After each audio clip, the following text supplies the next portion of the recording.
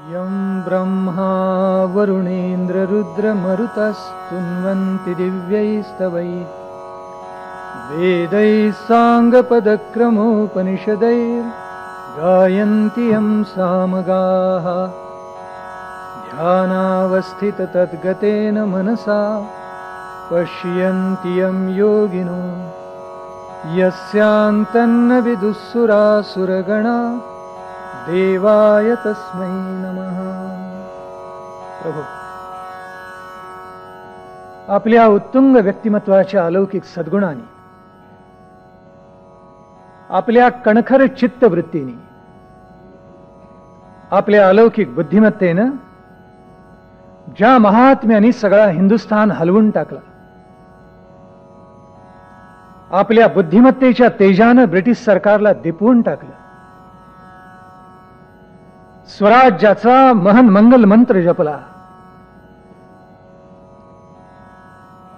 स्वातंत्र्याच्या कार्यासाठी आपलं तन मन धन अर्पण केलं,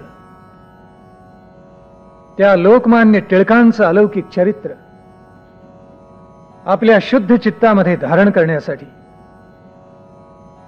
आणि अंशतः का होईना तसं आचरण करण्यासाठी या पावन टिळक स्मारक मंदिरामध्ये उपस्थित असलेले सर्व राष्ट्रभक्त भगिनी आणि बांधव, वारकरी संप्रदायामध्ये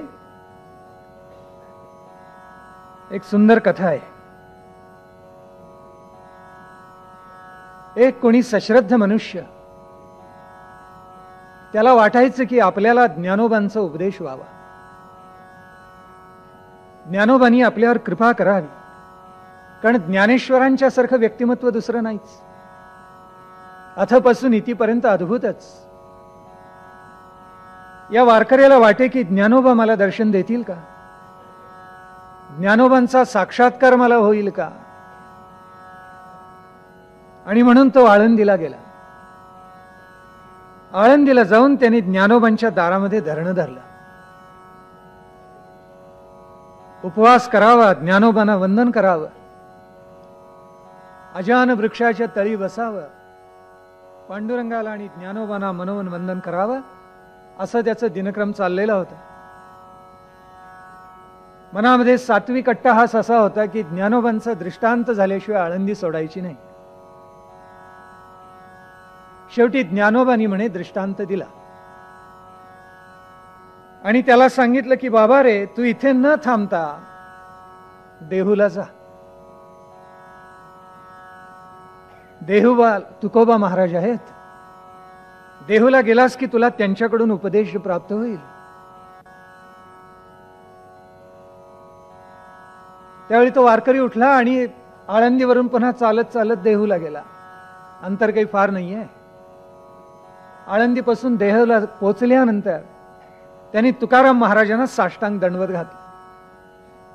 हा धरणेकरी आपल्याकडे माऊलींनी कशासाठी पाठवलाय हे बरोबर उलगडलेलं होतं तुकाराम महाराजांना. आणि ते हसून म्हणाले, बाबा रे, माझा अधिकार तो काय, मी तुला काय सांगणार, माऊलींनी तुला माझ्याकडे यायला सांगितलं, याच्यातच माऊलीचा प्रसाद तुला मिळाला असं तू गृहीत धर ना. आणि असं म्हणून अतिशय सश्रद्धांतकरणानं तुकाराम महाराजांनी ज्ञानोबांना वंदन केले. ज्ञानियांचा राजा गुरु महाराव म्हणती ज्ञानदेव तुम्हा ऐसे. पुढे त्यांनी एक छान ओळ लिहिलेली आहे, ते या कथेचं तात्पर्य. मज पामरासी काय थोरपण, पायीची वहाण पायी बरी. मला वाटते पुरेसं आहे एवढं सांगणं. लोकमान्य मंडालेहून परत आले आपण पाहिलं. 1908 ते 1914 या कालखंडामध्ये मंडालेला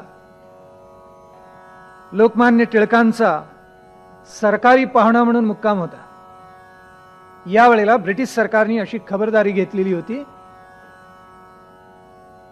की बाहेरची कोणतीही वार्ता लोकमान्यांना कळता कामा नये. लोकमान्यांच्याकडे जी पत्रे येत, लोकमान्यांच्यासाठी जी वृत्तपत्रे येत, ती वृत्तपत्र सुद्धा पूर्णतः त्यांच्या हातामध्ये पडत नसत. लोकमान्यांनी आपल्या मुलाखतीमध्ये सांगितलेलं होतं, माझ्याकडे जी वृत्तपत्रे येतात ती कशी येतात? पान उलगडलं की पलीकडचं दिसतं. ज्या राजकीय वार्ता लोकमान्यांना कळू नयेत त्या सगळ्या कापलेल्या असत आणि उरलेला भाग वृत्तपत्राचा ज्या वाचून टिळकांना मूलतः काहीही लाभ होणार नाही, राजकीय दृष्ट्या सांस्कृतिक दृष्ट्या असा उरलेला मजकूर तेवढा पाठवत असत. म्हणजे बहुधा जाहिराती तेवढ्या ठेवत असावेत, बाकी सगळा मजकूर कापलाच आहे. अतिशय धीरोदात्तपणे मंडालेचा सगळा तो जो कारावास आहे तो लोकमान्यांनी सोसला. गीता रहस्य त्याच कालखंडामध्ये लिहिलं जे आपण उद्या उलगडणार आहोत. गीतेमध्ये 2ऱ्या अध्यायामध्ये ब्राह्मी स्थिती कशी असते हे भगवंतांनी उलगडून सांगितलं. आणि ही ब्राह्मी स्थिती म्हणजे स्थितप्रज्ञाची लक्षणं आहेत असं भगवंत म्हणतात. ही स्थितप्रज्ञता टिळकांनी आपल्या स्वभावामध्ये धारण केलेली होती. त्या अतिशय कठोर आणि अवघड अशा कालखंडामध्ये लोकमान्यांचं चिंतन तत्वज्ञाचं होतं. लोकमान्यांनी काय केलं असेल आपल्याला नवल वाटेल. लोकमान्य ज्या वेळेला मंडालेले होते त्यावेळेला त्यांनी जर्मन भाषा शिकली आणि जर्मन भाषा आत्मसात करून त्यांनी आपल्या स्नेहानं लिहिलेलं होतं की पॉल डायसननं उपनिषदांचं जे जर्मन भाषेमध्ये भाषांतर केले ते वाचण्याची माझी इच्छा आहे, ते माझ्याकडे पाठवून द्या. पॉल डायसन आणि विवेकानंद यांची भेट झालेली होती. जशी टिळकांची आणि विवेकानंदांची भेट झालेली होती तशी विवेकानंद आणि पॉल डायसन यांची भेट झालेली होती. आणि विवेकानंदांची एकाग्रता काय आहे त्याचा त्यांनी प्रत्यक्ष अनुभव घेतलेला होता. कारण त्यांच्या ग्रंथालयामध्ये विवेकानंद वाचन करत बसलेले होते. पॉल डायसननी असं लिहिलेलं आहे की मी पाऊण तास त्यांच्या शेजारी उभा होतो पण या ग्रहस्थाला पत्ताच नाही. विवेकानंद त्या ग्रंथामध्ये इतके हरवलेले होते की त्यांनी माझ्याकडे मान उचलून सुद्धा पाहिलं नाही. मनाची एकाग्रता कशी असावी, अभ्यास कसा करावा याचा वस्तुपाठच विवेकानंदांच्या रूपानं माझ्यापुढे बसलेला होता असं पॉल डायसन म्हणतात. या पॉल डायसननी विवेकानंदांच्या पासूनच प्रेरणा घ्या. जर्मन लोकांनी अगोदरच इथलं सगळे वेद पळवलेले होते. लोकमान्य जसं म्हणाले पूर्वी दैत्य पळवत असत वेद, पण आता जर्मन लोकांनी पळवले, राजरोज पळवले भाषांतर करून. बरं झालं त्या निमित्तानं का होईना आपल्या वैदिक वाङ्मयाचा प्रसार सगळ्या जगामध्ये झाला हे लोकमान्यांनी सांगितलं. त्या पॉल डायसननी अनुवाद केलेले जे जे म्हणून ग्रंथ आहेत आणि प्राधान्यानं उपनिषद, प्रधान जी उपनिषद आहेत या प्रधान उपनिषदांचं भाषांतर पॉल डायसननी केले, अप्रतिम केलेलं. खऱ्या अर्थानं संशोधक कसा असतो आणि एखाद्या कामाला कसं वाहून घेतो त्याचा तो आदर्श आहे. म्हणून लोकमान्यांनी असं लिहिलेलं होतं की ते मला सगळं पाठवून द्या आणि लोकमान्यांना त्याचा काही भाग पाठवण्यात आलेला होता. जे जे वाट्याला आले ते त्यांनी अत्यंत धीरोदात्तपणे स्वीकारलं. कुठलीही त्याच्याबद्दल खळखळ केली नाही, तक्रार केली नाही. त्यांचा जो आचार्य होता त्यांनी एक आठवण लिहून ठेवली मंडालेची. तो म्हणाला की मी ज्या वेळेला मी भेदरलो तोच, कारण मला बोटीवर बसवलं म्हणजे मी आता मेलो असंच मी गृहीत धरलेलं होतं. कारण मंडालेला जाई तोपर्यंत मला कल्पना नव्हती त्याचं नाव वासुदेव कुलकर्णी. हा लोकमान्यांचा आचार्य म्हणून राहिलेला होता आणि त्यांनी आठवणीत असं लिहिलेलं आहे की मला बोटीवर बसवल्यावर माझे हातपाय लटलट कापायला लागले, कारण आता मी जिवंत माघारी परत येणार नाही अशी माझी खात्री पटली. पुढे मला मंडालेला गेल्यानंतर कळलं की मला लोकमान्यांची सेवा करायची. त्यावेळेला माझा आनंद काय वर्णावा. पहिल्या दिवशी ज्या वेळेला तो स्वयंपाक करायला लागला हा कुलकर्णी, त्यावेळेला गंमत अशी झाली, शिधा वाट जेवढा आहे तेवढा बरोबर काढून देत असे कोठीवरचा मनुष्य, जास्ती मिळायचं नाही. आणि त्या दिवशी गव्हाचं थोडं पीठ मिळालेलं होतं. तेव्हा याची आता चपाती करावी, टिळकांना खाऊ घालावी म्हणून तो स्वयंपाकाला उभा राहिला. काय गडबड झाली कुणास ठाऊक, गोंधळला. त्याच्या मनावर मोठं दडपण होतं आणि पाणी नको इतकं त्या पिठामध्ये पडलं. त्याची लापशीत झाली तयार, पातळ. त्यावेळेस तो लटलट कापायला लागला, कारण आता कोठीमधून अधिक शिधा मिळणार नाही माहिती होतं. आता हे दिलं नाही तर लोकमान्यांना जणू काही उपवासच घडणार म्हणून तो घाबरला, अत्यंत भेदारला. तसाच गेला आणि महाराज म्हणून लोकमान्यांना दंडवत घातलं. त्यावेळी लोकमान्य म्हणाले, बाबा रे काय झालं. त्यांनी झालेला सगळा प्रकार सांगितल्यावर लोकमान्य हसले. बरं म्हणाले, आता काहीतरी मार्ग तरी काढूया. अडचण आली तर मार्ग तरी काढायलाच पाहिजे की. म्हणून लोकमान्यांनी काय केलं, पंचा काढला म्हणे खांद्यावरचा, गेले, ती सगळी लापशी त्याच्यामध्ये ओतली, पिळून काढली, सगळं पाणी खाली वाहून गेलं, आणि मग पंचा उलगडला आणि म्हणाले ही कणिक झाली, आता कर पोळी. इतकी प्रतिकूल परिस्थिती, खाण्यापिण्याचे हाल, मेंदू किती शांत ठेवून वागलं पाहिजे. काल त्याचा उल्लेख झाला, डोक्यावर बर्फच पाहिजे, त्याच्याशिवाय समाजहिताचं, राष्ट्रहिताचं कामच होऊ शकणार नाही. अशा प्रतिकूल कालखंडामध्ये लोकमान्यांनी जर्मन भाषा आत्मसात करून घेतली आणि नवीन नवीन ग्रंथांचं चिंतन केलं. गीता रहस्यासारखा अलौकिक ग्रंथ निर्माण केला. दर उन्हाळ्यामध्ये त्यांना ताप यायचा. काही पत्रामध्ये त्यांनी उल्लेख केलेला आहे, कारण मंडालेहून त्यांनी बरीचशी पत्र लिहिलेली आहेत. आज लोकमान्यांच्या पत्रांचा जो संग्रह मिळतो, आज एवढं शिल्लक राहिलं हेच आपलं भाग्य. कारण टिळकांनीच म्हटलेलं आहे, माघारी काही ठेवायचंच नसतं, आठवडा झाला की सगळं अग्नी नारायणाला अर्पण करून टाकायचं. याचा अर्थ ब्रिटिशांना किमान हातामध्ये पडेल अशी व्यवस्था स्वतः टिळक करत असत. त्याच्यामुळे लोकमान्यांचा बाणा हा होता, माघारी फारसं ठेवायचं नाही. या एवढ्या सगळ्या याच्यातून लोकमान्यांचं एवढं वाङ्मय राहिलं, हा चमत्कारच आहे. पण त्यांची पत्र मात्र अनेक गेली. जी उरली आहेत त्याच्यामधली बरीचशी मंडालेहून त्यांनी पाठवलेली आहेत, आणि या पत्रामधून त्यांनी अनेकविध प्रकारचा भाव व्यक्त केलेला आहे. एका पत्रामध्ये त्यांनी लिहिलेलं आहे की उन्हाळा जवळ आला की मला ताप येणार, हे समीकरण ठरून गेलेलं होतं. दर उन्हाळ्यामध्ये त्यांना ताप यायचा. काही वेळेला मलेरिया सारखा त्रास व्हायचा, ताप चढायचा उतरायचा, चढायचा उतरायचा, आणि मग कोणीतरी सर्जन येत असे, त्यांना औषध देत असे, पण तोपर्यंत लोकमान्यांचं वजन कमी झालेलं असायचं. ते भरून काढायला, वजन एका दिवसात कमी व्हायचं, भरून काढायला 4 महिने पुढे लागत असत. कारण मधुमेह इतका बळावलेला होता. त्या सगळ्याशी निकरानी लढा देऊन गीता रहस्यासारखा अलौकिक ग्रंथ लोकमान्यांनी मंडालेला निर्माण केला. पुढे अत्यंत गुप्त रीतीनं तिथून मंडालेहून लोकमान्यांना काढलं आणि पुण्याला आणलं. वाटेमध्ये जाताना जो प्रकार घडला, रंगूनला पोचल्याबरोबर लोकमान्यांनीच पत्रात लिहिलेलं आहे, जवळजवळ 2000 माणसं जमलेली होती आणि लोकमान्य टिळक महाराज की जय म्हणून गर्जना चालू होत्या. परतीचा सगळा प्रवास अत्यंत गुप्त ठेवलेला असून सुद्धा पुन्हा लोकमान्यांचं जागोजागी स्वागत झालं. आणि लोकमान्य पुण्यामध्ये पोचल्यानंतर जो लोकांना आनंद झाला तो कसा झाला कालच्या आपण प्रवचनामध्ये पाहिलं. पुढे लोकमान्यांचा जाहीर सत्कार करण्यात आला. त्यावेळी लोकमान्य फार सुंदर बोलले, आणि त्याच्यामध्ये 2-3 गोष्टी त्यांनी अत्यंत महत्वाच्या सांगितल्या. त्यांनी असं सांगितले की दुःख सांगितलं की हलकं होत जातं, पण सुखाचं तसं नाहीये. माझी सुटका झाली, या सुखामध्ये आपण सगळे सहभागी झालात, आणि त्याच्यामुळे सुख इतकं वाढलेलं आहे, अनंत पटीनं ते वाढलेलं आहे. दुःखाची वजाबाकी करावी लागते, सुखाचा गुणाकार होतो. त्याच्यामुळे सुख आता इतकं भरभरून मला प्राप्त झालेलं आहे. पण हे सांगत असताना लोकमान्यांच्या एका डोळ्यामध्ये दुःखाश्रू आणि एका डोळ्यामध्ये सुखाश्रू. कारण लोकमान्यांच्या पत्नी आपण काल पाहिलं, लोकमान्यांची सुटका होण्याच्या अगोदरच 2.5-2 वर्ष निवर्तल्या, मृत्यू पावले. 1912 मध्येच त्या गेल्या. लोकमान्यांनी ज्या वेळेला घराचा उंबरठा ओलांडला असेल, त्यावेळी लोकमान्यांची भावना काय असेल आपण आपल्या मनाशी कल्पना करा. जिचा सहवास 40-42 वर्ष लाभला, जिनं अत्यंत अवघड प्रसंगामध्ये पातिव्रत्याची कसोटी लागलेली असताना सतीचं वाण कधीही टाकलं नाही, अत्यंत धीरोदात्तपणे आपल्या पतीला समजावून घेतलं.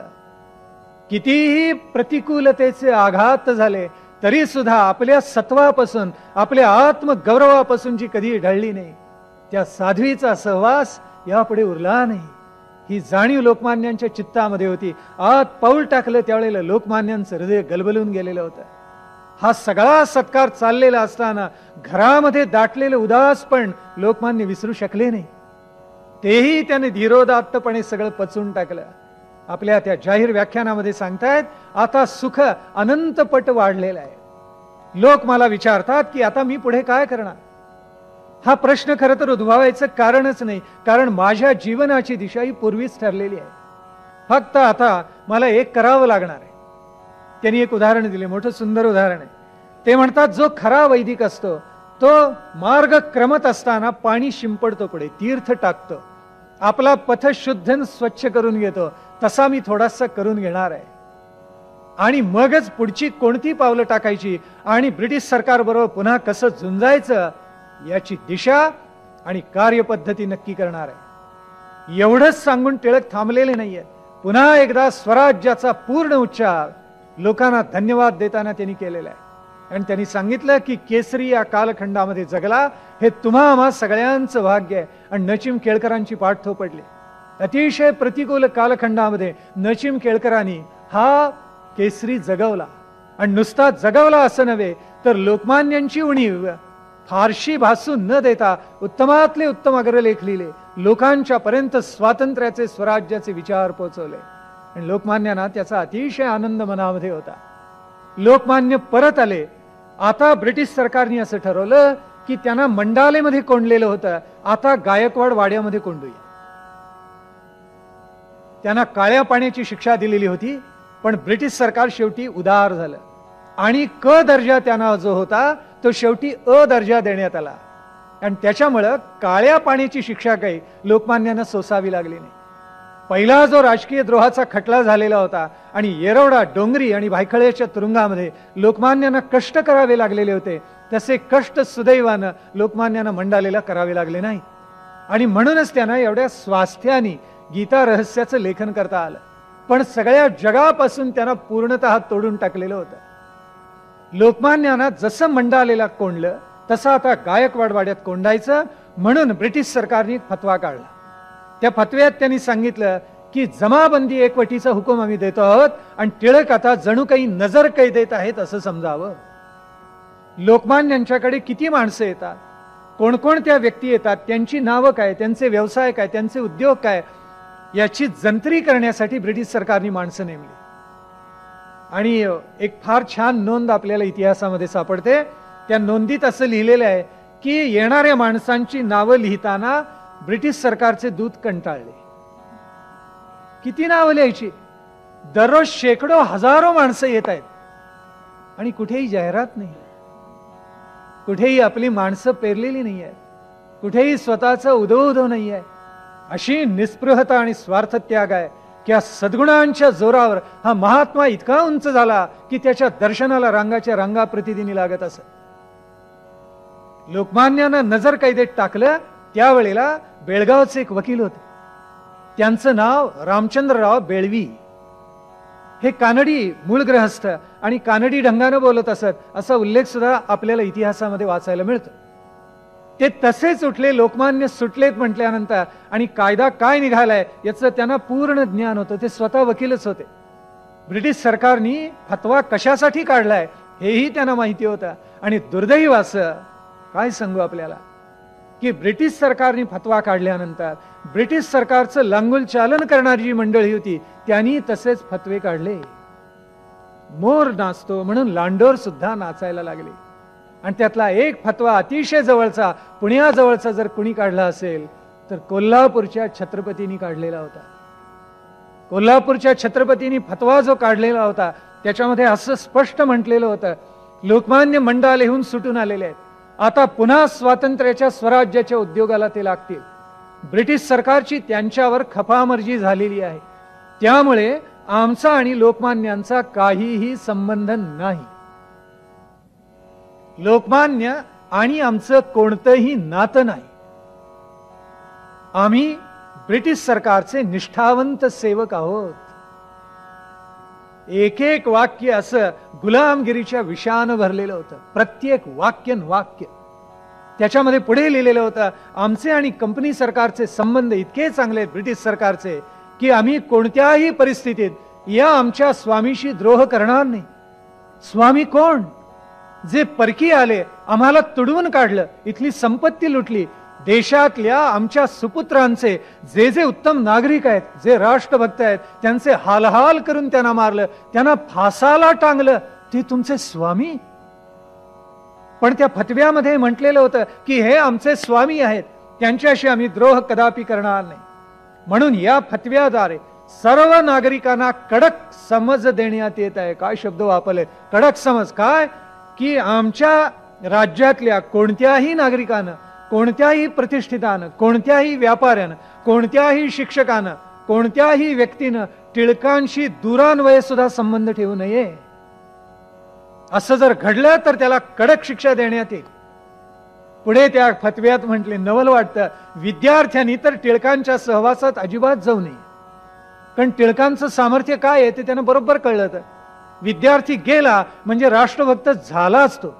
टिळकांच्या असं आहे, लोखंड परिसाच्या सहवासात गेलं की सोनं होणारच, ही खात्री आहे. म्हणून त्या फतव्यामध्ये असं म्हटलेलं होतं, विद्यार्थ्यांनी तर अजिबात लोकमान्यांच्या सहवासात जाऊ नये. भीती वाटत होती मनामध्ये. शिक्षकांनी या बाबतीत विशेष जागरूक असलं पाहिजे. कोणीही टिळकांशी प्रत्यक्ष वा अप्रत्यक्ष संबंध ठेवू नये. आमच्या समाजाचं केवढं दुर्दैव आहे. आपले कोण आणि परके कोण 100 वर्ष गेल्यानंतर सुद्धा ज्यांना ओळखता आलं नाही, हे कसले राज्य करते. यांना आपले आणि परके कधी कळलेच नाही. असा कडक फतवा काढला आणि त्याच्यात शेवटी लिहिलेलं होतं की आता या व्यतिरिक्त काही सांगण्यात येणार नाही आणि जो कोण टिळकांना भेटायचा, त्यांच्याशी प्रत्यक्ष अप्रत्यक्ष संबंध ठेवण्याचा प्रमाद करेल त्याला कठोर शिक्षा देण्यात येईल.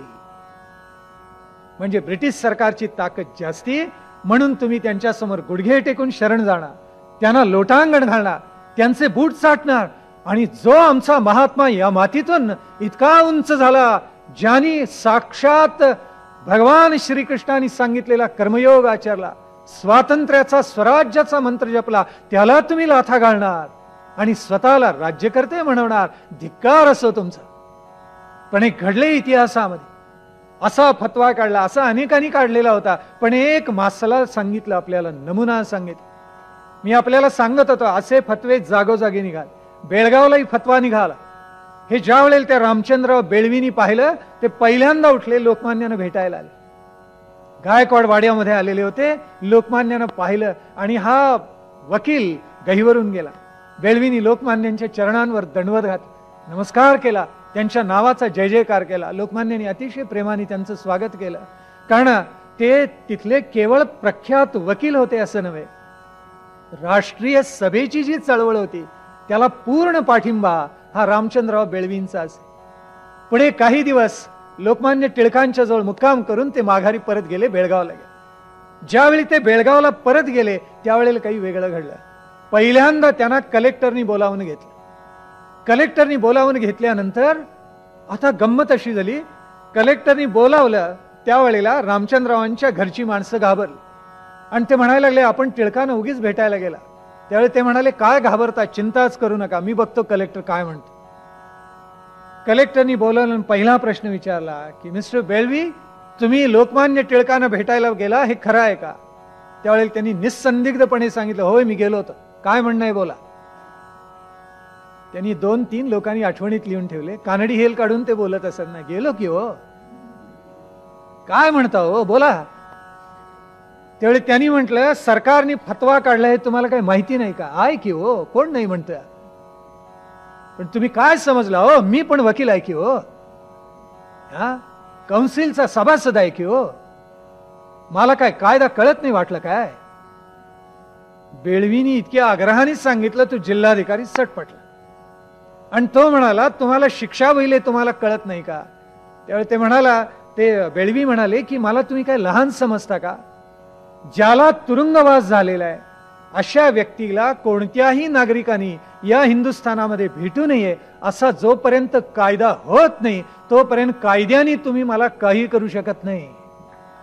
त्यावेळेला थप्पड मारल्यासारखा तो जिल्हाधिकारी गप्प बसला.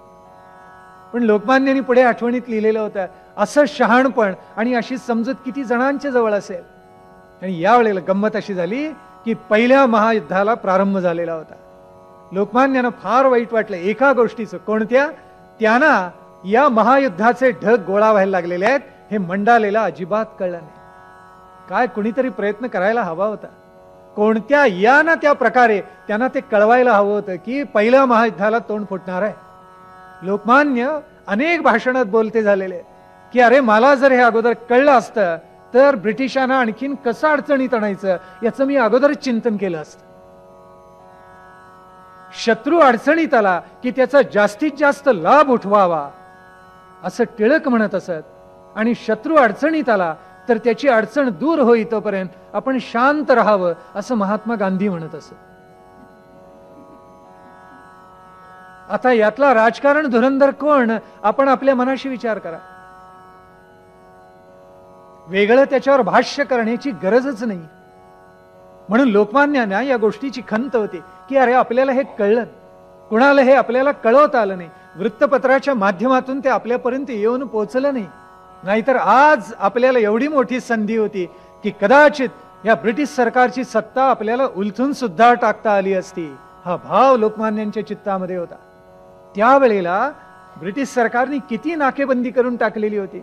आपल्याला नवल वाटेल की एखादं सरकार इतक्या नीच पातळीला जाऊ शकतं, गेलेलं होतं. आपल्याला सांगतो, त्यांनी असा हुकूम काढलेला होता की गणेशोत्सव किंवा शिवजयंती उत्सव असेल तर त्याच्यामध्ये फक्त गणपतीच्या नावाचा जय जयकार व्हावा, शिवाजी महाराजांच्या नावाचा जय जयकार व्हावा. या व्यतिरिक्त कोणत्याही व्यक्तीच्या नावाचा जय जयकार केला जाऊ नये असं म्हटलेलं होतं. दुसरं असं लिहिलेलं होतं की ज्या वेळेला मिरवणूक जाते त्यावेळेला गणपती वगळता अन्य कुणाच्याही तसबिरी त्या सगळ्या मिरवणुकीमध्ये दिसता कामा नये, कुणाचीही तसबीर असता कामा नये. तिसरं असं लिहिलेलं होतं की याच्यामध्ये भजनं होतात, पण भजनं म्हणजे शुद्ध भजनच व्हावी, मध्ये उठून कोणी बोलू नये आणि व्याख्यानी देऊ नये. चौथं कलम घातलेलं होतं, कदाचित शक्यता अशी आहे, किती नीच पातळीला सरकार गेलेलं होतं, कदाचित शक्यता अशी आहे की लोकमान्यांच्या नावाचा जय जयकार लोकांना करता येणार नाही, पण लोकमान्य असे धूर्त आहेत, हे ब्रिटिश सरकारच लिहिते, असे धूर्त आणि बुद्धिमान आहेत की ते आपल्या मुलांना मिरवणुकीमध्ये घेतील आणि लोक त्यांच्या गळ्यामध्ये आहार घालून त्यांचा जय जयकार करतील आणि पर्यायानं तो लोकमान्यांचा जय जयकार असेल, म्हणून त्यांना सुद्धा मिरवणुकीमध्ये लोकमान्यांना नेता येणार नाही. म्हणजे रामचंद्रालाही नेता येणार नाही, श्रीधरालाही नेता येणार नाही. बापू म्हणत असत त्याला, दादा, या दोघांनाही मिरवणुकीमध्ये नेता येणार नाही. त्यावेळेला आमची माणसं इतकी हुशार, पुण्यामधली, पुणेकर बुद्धिमानच खरं, कसा मार्ग काढतील काही सांगता येत नाही. ते म्हटले टिळकांच्या नावाचा जय जयकार करायचा नाही, हा फतवा आम्हाला कळला. ज्या वेळेला मिरवणूक निघे त्यावेळेला काय म्हणत असत, टिळकांच्या गणपतीचा जय जयकार असो. खरंच किती चतुर माणसे. ते म्हणायचे तुम्ही काय फतवा काढलाय, तुम्ही फतवा एवढाच काढलाय की लोकमान्यांचा जय जयकार करायचा नाही, पण हा गणपती लोकमान्यांनी स्थापन केलेला आहे, तेव्हा कुणाचा गणपती एवढंच आम्ही सांगतोय, आम्ही भले कुठे लोकमान्यांचा जय जयकार करतोय. आणि सरकार कात्रीत सापडल्यासारखं झालं. कितीही नियम लावावेत, किती नवीन कायदे करावे, तरी त्याच्यामध्ये पळवाटा राहणारच. तुम्ही स्वतःला बुद्धिमान समजता, त्याच्यापेक्षा अधिक बुद्धिमान लोकमान्य आहेत, म्हणून त्याच्यामधून काही ना काहीतरी वाट निघणारच की. पण हे सगळं करून झालं आणि मग मात्र सरकारला असं जाणवलं की अरे आता कुठेतरी टिळकांशी तडजोड केली पाहिजे. म्हणून त्यांनी शेवटी टिळकांशी तडजोड केली ब्रिटिश सरकार. त्यांनी सांगितलं, कारण आता त्यांना भीती अशी वाटायला लागली, महायुद्ध तर पेटलं, महायुद्ध पेटल्यानंतर या भारतामध्ये आपली जी शक्ती आपण आणलेली आहे, मग ती आर्मी आहे, नौदल आहे, पायदळ आहे, घोडदळ आहे, काही हे सगळं आपल्याला पहिल्या महायुद्धामध्ये अंशतः का होईना इथून उचलून न्यावं लागणार आहे आणि जर्मनांच्या विरुद्ध लढवावं लागणार आहे. तेव्हा भारतामधली आपली शक्ती कमी होईल. आता काय करायचं, आता एकच करायचं, या राष्ट्राचा जो नेता आहे त्याच्याशी तडजोड करायची. ब्रिटिशी धूर्तच. आणि म्हणून लोकमान्यांना त्यांनी सांगितलं आपण तडजोड करून टाकूया, साठं लोट करू, आम्ही नजर कैद उठवतो आणि तुम्ही इथे बंड वगैरे करू नका. लोकमान्यांनी त्यावेळेला त्याला तात्पुरती मान्यता दिली आणि लोकमान्यांनी आपल्यावरची नजर कैद उठावी म्हणून एक जाहीरनामा घोषित केला. तो वाचल्यावर तर ब्रिटिश सरकार म्हटलं त्यांना हलवा, आपले पहारे लवकर हलवा, कारण त्याच्यामध्ये लोकमान्यांनी इतकं सुंदर लिहिलं होतं, म्हणजे वरून ब्रिटिश सरकारचं कौतुकच वाटावं. असा छान जाहीरनाम्यामध्ये त्या ब्रिटिश सरकारचा गौरव केलेला होता.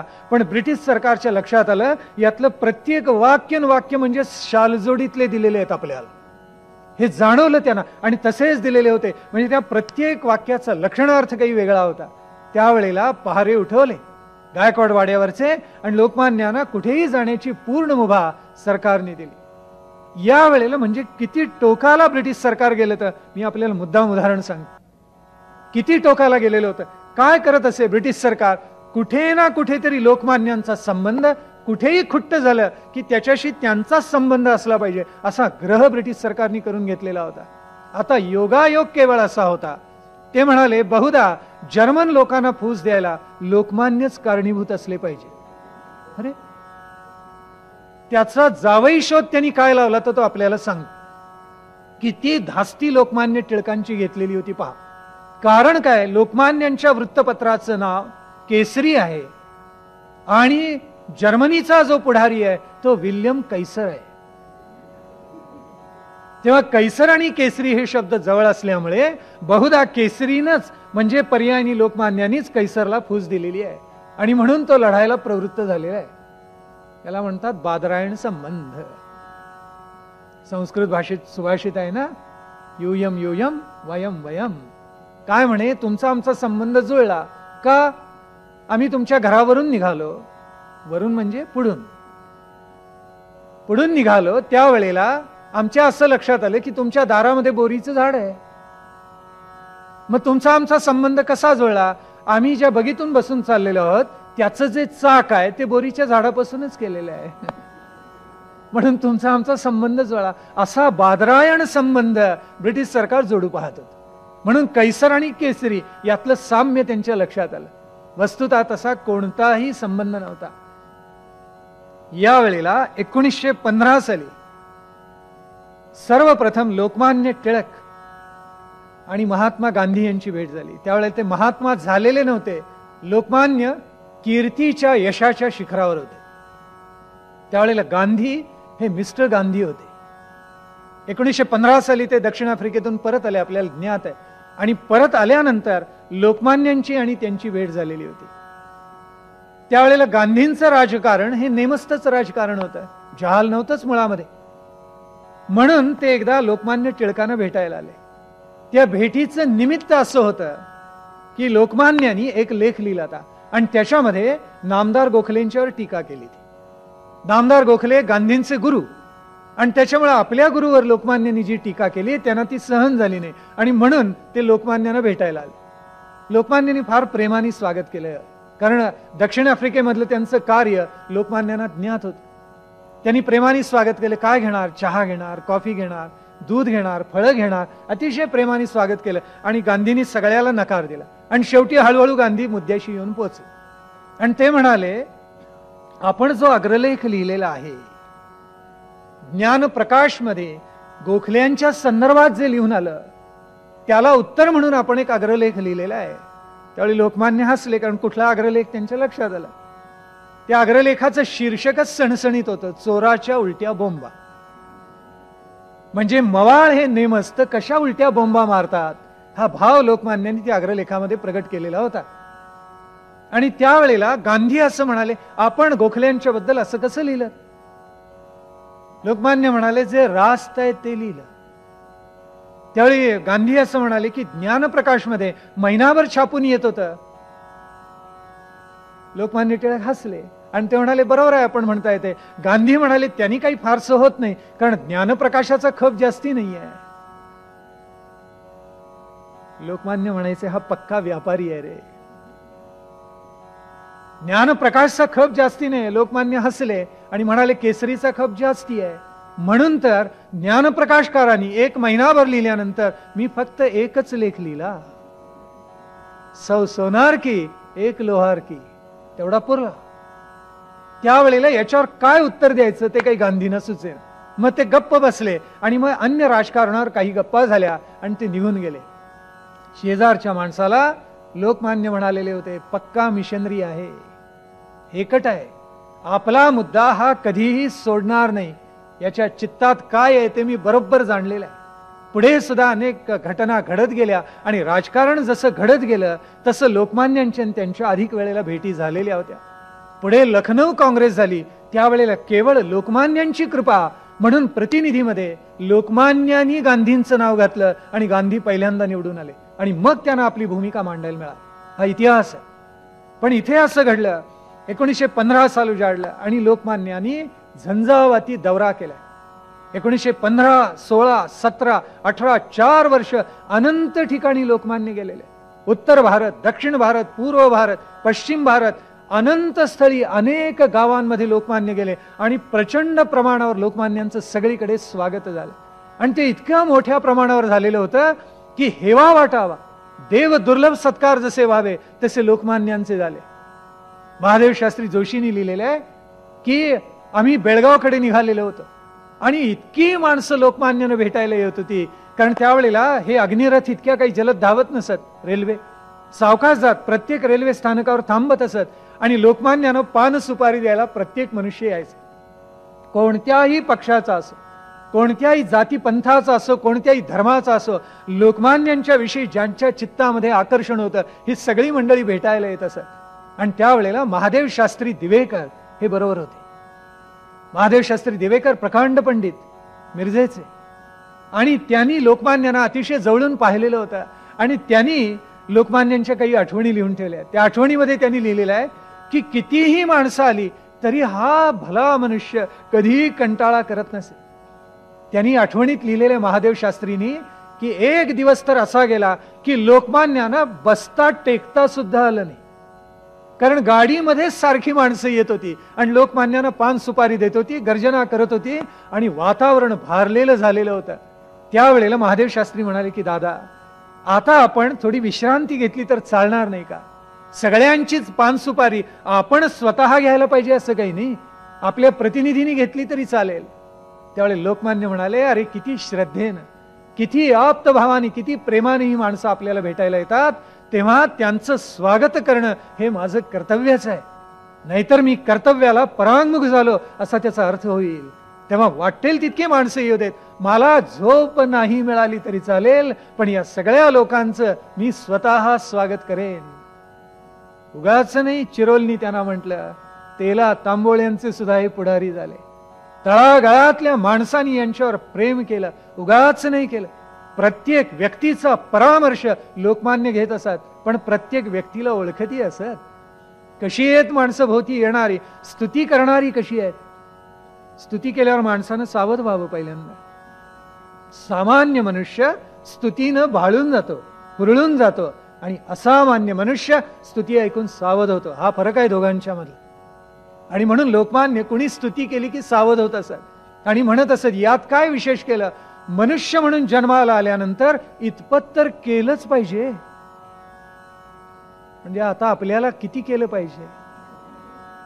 मनुष्य म्हणून जन्माला आल्यानंतर इतपत केलंच पाहिजे असं लोकमान्य म्हणत असत. बेळगावचं अधिवेशन लोकमान्यांनी गाजवून टाकलं आणि राष्ट्रीय सभेचा, जहाल पक्षाचा प्रभाव सगळ्या जनसामान्यांच्यावर पसरला. पुढे लोकमान्य लखनौला गेलेले होते आणि लखनौची प्रचंड झालेली होती परिषद, आणि लोकमान्यांनी पुन्हा एकदा ती गाजवून टाकली.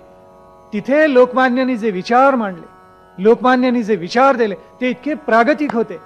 आपल्या स्वातंत्र्यासाठी, आपल्या स्वराज्याची धारणा करणारे होते, सुराज्याचा, रामराज्याचा विचार करणारे होते की माणसं मंत्रमुग्ध होऊन गेले. आणि याच सगळ्या कालखंडामध्ये लोकमान्यांनी अजरामर आपलं ब्रीद वाक्य बोलून दाखवलं, स्वराज्य हा माझा जन्मसिद्ध हक्क आहे आणि तो मी मिळवणारच. ज्या गावाला हे भाग्य लाभलं ते गाव आपल्यापैकी कोणाला माहिती आहे की नाही कोणा असतो. पुण्याच्या जवळ गाव आहे ते, आणि त्या गावाचं नाव अहमदनगर. 2 व्याख्यानं लोकमान्य टिळकांची झाली.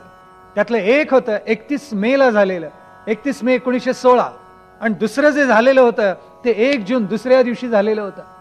कारण एक प्रचंड जाहीर सभा झाली आणि लोकमान्यांनी विचार मांडले ते एकच सूत्र, काय, स्वराज्य आणि राष्ट्राची भावना. पण लोकांना आणखीन ऐकायला हवं होतं आणि म्हणून दुसऱ्या दिवशी जुन्या कापड बाजारामध्ये अहमदनगरच्या पुन्हा एकदा प्रचंड सभा झाली.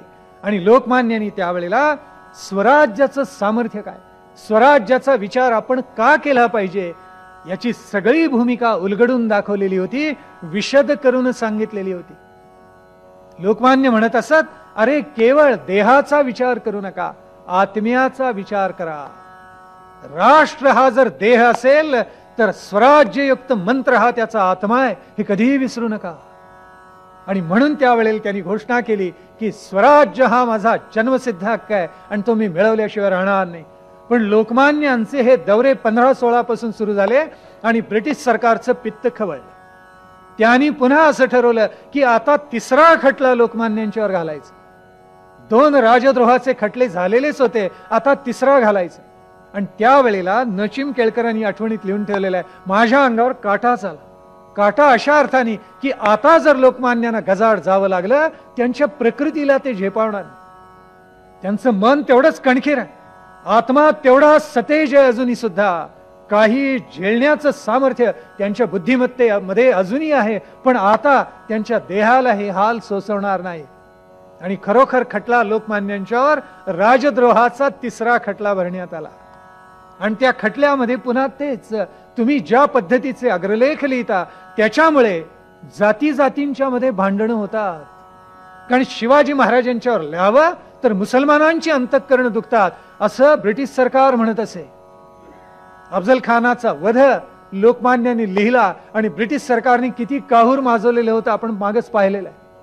लोकमान्यांच्यावर त्यांनी आरोप असा केला की तुम्ही जातींमध्ये फूट पाडता, या देशामध्ये बंडाळीचं वातावरण निर्माण करता, आणि म्हणून तुमच्यावर आता तिसरा राजद्रोहाचा खटला आम्ही भरणार.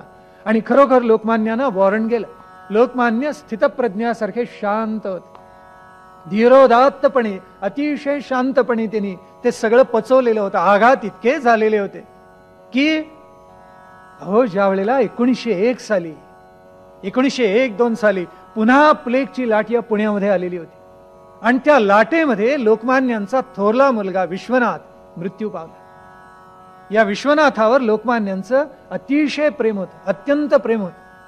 आणि त्या विश्वनाथाच्या संदर्भामध्ये एक तर आठवण इतकी सुंदर आहे.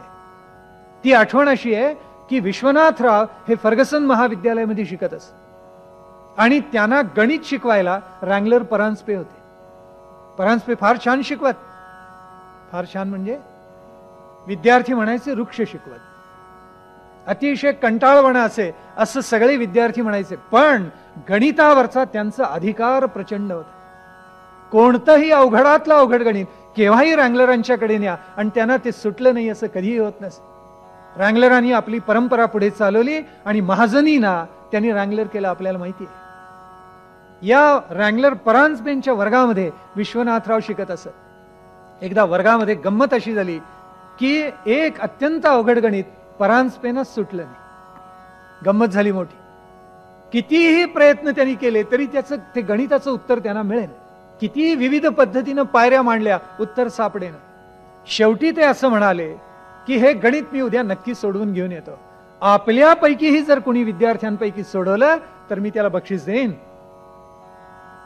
घंटा झाली, वर्ग सुटला आणि विश्वनाथरावांचे सगळे मित्र भोवती गोळा झाले आणि ते म्हणाले, विश्वनाथराव, रँगलरांची फजिती करू उद्या. कशी? तुमचे दादा तर काय गणिताचे प्रकांड पंडित आहेत, तेव्हा तुम्ही आता घरी गेल्याबरोबर दादांच्याकडून गणित सोडवून घेऊन या. विश्वनाथरावांना इतका आनंद झाला, ते तसेच घरी आले. रात्रीची जेवण झाली आणि लोकमान्य भोजनोत्तर झोपाळ्यावर बसलेले होते. शांतपणे हातामध्ये एक अडकित्ता, आणखीन सुपारी कात्रत कात्रत केसरीच्या अग्रलेखाचा विचार चाललेला होता. विश्वनाथराव जवळ येऊन उभे राहिले. थोड्या वेळाने दादानी पाहिलं त्यांच्याकडे, म्हणाले, विश्वनाथराव, काय, कशासाठी आलेला आहात? त्यावेळेला विश्वनाथराव म्हणाले, दादा, एक गणित फार अवघड आहे आणि काही केले ते सुटत नाही. लोकमान्य म्हणाले, पाहूया जरा. आणि त्यांनी ती वही घेतली विश्वनाथरावांच्या हातामधली, गणित पाहिलं, पेन घेतली आणि खाली उत्तर लिहिलं.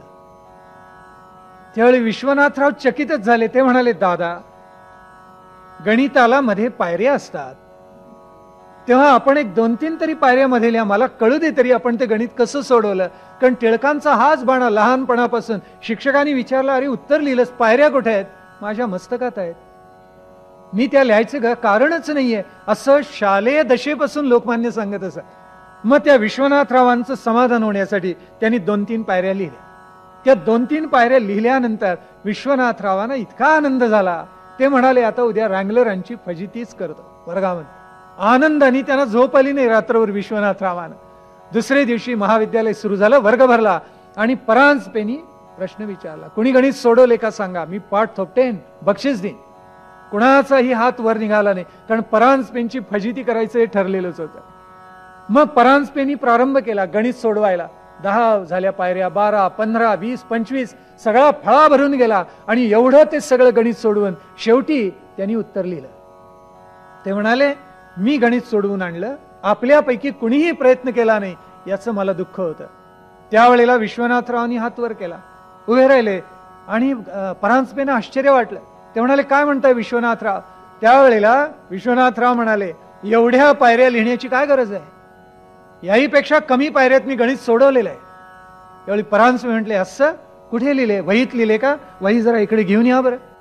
मोठ्या ताठ मानेने छाती पुढे काढून व्यासपीठावर गेले, उभे राहिले आणि वही दिली रँगलर परांजपेंच्या हातात. रँगलर परांजपेंनी ते पाहिलं.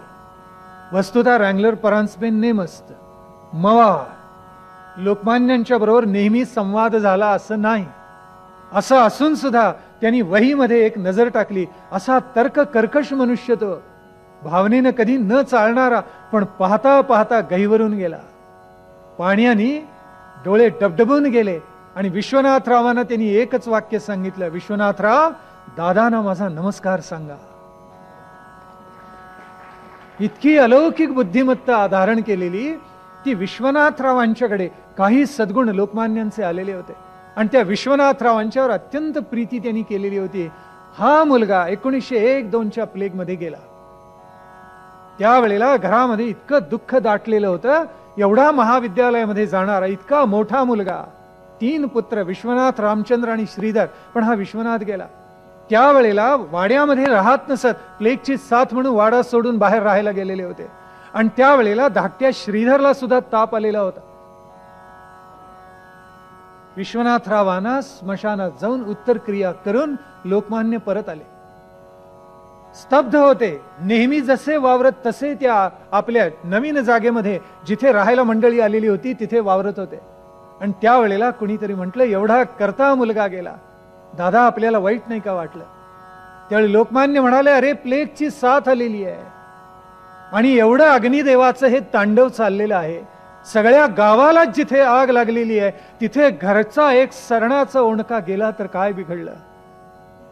काय वाक्य आहेत लोकमान्यांची. एक ऐकणाऱ्या माणसांनी लिहिलेले आहे. माझ्या अंगावर सर्रकन काटा आला. अशा परिस्थितीमध्ये हा किती स्थितप्रज्ञतेनं वावरतो. विश्वनाथरावांच्या धाकट्या भावानी लिहून ठेवलेलं आहे. अतिशय सुंदर आहेत काही काही आठवणी.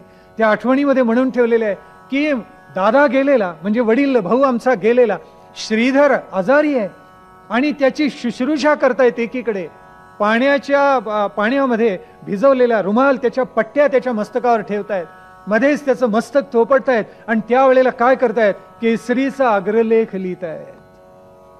स्थितप्रज्ञस्य का भाषा समाधिस्तस्य केशव,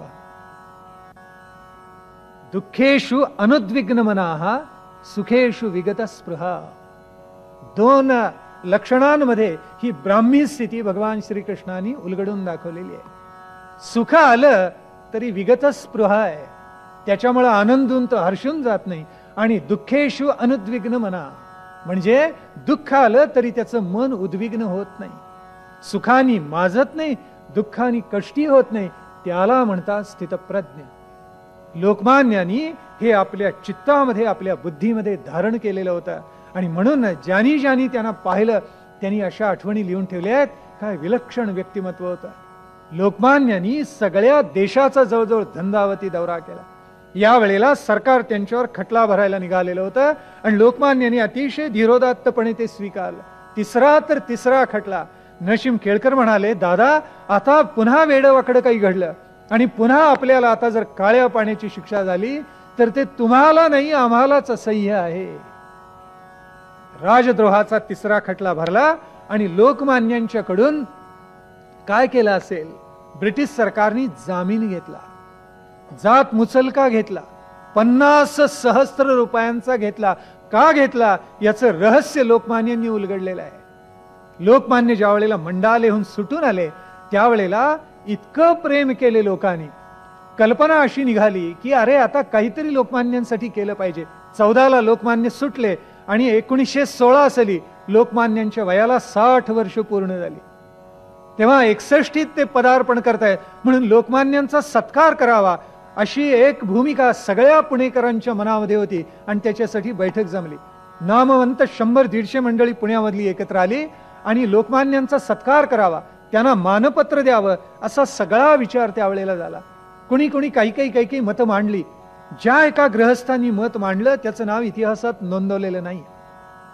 तो ग्रहस्थ असं म्हणाला, अरे आपण मानपत्र म्हणतो ठीक आहे, हार तुरे म्हणतो तेही ठीक आहे, पण लोकमान्यांनी स्वराज्यासाठी काही काम करावं म्हणून त्यांना आपण अर्थबळ निर्माण करून देणार की नाही.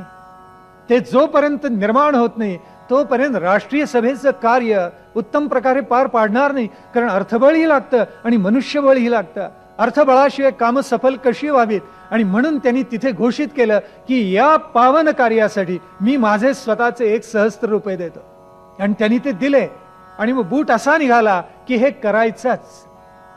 ज्या दिवशी ही बैठक झाली 30 जूनचा दिवस होता आणि लोकमान्यांचा सत्कार 23 जुलैला होणार होता. 61वे वर्ष त्यांना लागत होतं. त्याच्या अगोदर 3च दिवस तिथीनं त्यांचा वाढदिवस येत होता, म्हणजे 20 जुलैला येत होता. पण सगळ्यांनी असं ठरवलं की 23 जुलैला तो करायचा. या 23 जुलै आणि 30 जून या कालखंडामध्ये, या 23-24 दिवसांमध्ये आपल्याला नवल वाटेल 87,776 रुपये गोळा झाले लोकमान्यांना देण्यासाठी. आणि ज्या वेळेला प्रत्यक्ष लोकमान्यांचा सत्कार झाला त्यावेळेला त्याच्यामध्ये भर पडली आणि 1,00,000 रुपयाची थैली लोकमान्यांना देण्यात आलेली होती. लोकमान्यांनी ती कशी स्वीकारली? लोकमान्यांचं व्याख्यान फार सुंदर आहे. त्यावेळेस लोकमान्य म्हणाले, मी हे पैसे घेऊन काय करू, पण आपण प्रेमाने दिलेली आहेत तेव्हा मी याचा आता विश्वस्त होतो. विश्वस्त या नात्यानं स्वीकारतो आणि स्वराज्याच्या कार्यासाठी या पैशाचा विनियोग करतो. पुढे आपल्या मित्रांबरोबर बोलताना, दादासाहेब खापर्डे वगैरे मंडळींच्यावर बोलताना लोकमान्य म्हणालेले होते, अरे लाखाची थैली दिलीत पण ब्रिटिश सरकारचं आता याच्याकडे लक्ष जाईल त्याचं काय. ज्या वेळेला राजद्रोहाचा खटला लोकमान्यांच्यावर भरला ब्रिटिश सरकारने त्यावेळेला मनामध्ये हाच हेतू, लाख रुपये गोळा झालेत, जामिनाचे ओरबाडून घ्या निम्मे. म्हणून 25-25 हजाराचे 2 जामीन आणि शिवाय स्वतंत्र जात मुचलका त्यांच्याकडून घेण्यात आला. माणसांची नावं घेण्यात आली. टिळक काही वेडे वाकले तर या मंडळीनं सुद्धा आम्ही खडी फोडायला पाठवू तुरुंगामध्ये, अशी गर्भित धमकी होती. पण लोकमान्यांच्यावर प्रेम करणारी माणसं इतकी होती की क्षणार्धात त्यांना जामीन मिळाले. जसे यशवंतराव नेने, अण्णासाहेब नेने उभारलेले होते. काय सामर्थ्य! ते म्हणाले, भले तुरुंगामध्ये जावं लागलं तरी चालेल, लोकमान्यांसाठी कष्टाची कामं तुरुंगामध्ये करावी लागली तरी चालेल, पण आज जर मी लोकमान्यांच्यासाठी जामीन राहिलो नाही तर माझ्या घरी असलेल्या लक्ष्मीचा काय उपयोग आहे. अरे ही संपत्ती अशी आहे, लोकमान्यांचं चारित्र्य इतकं उदात्त आणि भव्य आहे की त्यांच्यावरून उधळून टाकावी, असं सामर्थ्य लोकमान्य टिळकांचं आहे. आणि म्हणून 1916 साली ज्या वेळेला राजद्रोहाच्या खटल्याला प्रारंभ झाला त्यावेळेला लोकमान्यांनी ते सगळं धीरोदात्तपणे पचव, कशाला नाही म्हटलं नाहीये. आणि शेवटी योग असा आपल्याला नवल वाटेल, या 3ऱ्या राजद्रोहाच्या खटल्यामध्ये लोकमान्यांचे वकील कोण असतील? आपल्यापैकी बऱ्याच जणांना अज्ञात असेल, बॅरिस्टर जिना होते. कारण होतं, लोकमान्याने एक गृहस्थ भेटायला आणि तावानं भांडायला लागले लोकमान्यांशी. बरीच माणसं भांडत असत. लोकमान्य ज्या वेळेला पुणेकर होते, अस्सल पक्के, भांडले म्हणजे इतक्या जहालपणे भांडलेले आहेत. ते म्हणाले, आपण अशा पद्धतीची विधानं करता, अशा पद्धतीची व्याख्यानं करता की समाजामध्ये फूट पडावी. अहो मुसलमान आपल्यापासून दुरावतोय ना, त्याचं तुम्ही काय करणार? लोकमान्य स्वस्थ बसलेले होते, त्यांनी स्मित केलं. त्यावेळी ते म्हणाले, हसता काय? असं जर झालं तर मुसलमान फुटतील आणि वेगळी मुस्लिम लीग स्थापन होईल. त्यावेळेला लोकमान्य थोडेसे हसले. त्यावेळी ते म्हणाले, अहो असं झालं तर आपल्याला राष्ट्रीय सभेचं काम चालवणं अशक्य होईल. त्यावेळी म्हणे लोकमान्यांनी गडगडाट केला हास्याचा आणि ते म्हणाले, असं जर झालं तर ब्रिटिश सरकारचा ससेमिरा मुस्लिम लीगच्या मागे लागल्याशिवाय राहणार नाही आणि ते मुकाट्याने आपल्याला हात मिळवणी करून आपल्या बरोबर कार्य केल्याशिवाय राहणार नाही. आणि लोकमान्यांनी म्हटलं तसंच 6 महिन्यामध्ये घडलं. अवघे मुस्लिम बांधव ज्यांना प्रेम होतं लोकमान्यांच्या बद्दल ते लोकमान्यांना नेऊन मिळाले. यावेळेला बॅरिस्टर जिनाना त्यांनी वकील म्हणून दिलेलं होतं आणि वकील म्हणून दिल्यानंतर बॅरिस्टर जिनानी बाजू उत्तम प्रकारे मांडली आणि त्याची भूमिका ही स्वतः लोकमान्यांनी रात्र जागून कागदपत्रावर आपली भूमिका मांडून बॅरिस्टर जिनाना तयार करून दिलेली होती. या देशाचं सौभाग्य असं की इतकं सगळं होऊन सुद्धा लोकमान्यांना प्रत्यक्ष कैदेत जावं लागलं नाही. जामीन घेतली आणि पुढे त्या खटल्याचा निर्णय, कारण लोकमान्यांना प्रतिकूल लागलेला होता म्हणून हायकोर्टामध्ये अपील केलं. अपिलातून लोकमान्य सुटले. कोण भला न्यायाधीश होता, त्यांनी लोकमान्यांना सोडलं आणि सांगितलं की लोकमान्यांच्या प्रत्येक अग्रलेखामधून, प्रत्येक लेखनामधून, प्रत्येक व्याख्यानामधून असा वेगळा ध्वन्यर्थ काढण्याची गरज नाही. आपल्याही देशामध्ये, ब्रिटनमध्ये सुद्धा वृत्तपत्रामधून अशा प्रकारची कडवट टीका केलेली असते, पण त्याचा प्रच्छन्न हेतू प्रत्येक वेळेला सरकार उलथवून टाकावंच असा असतो असं नाही. अशी स्पष्ट भूमिका न्यायाधीशांनी त्याच्यात मांडलेली होती.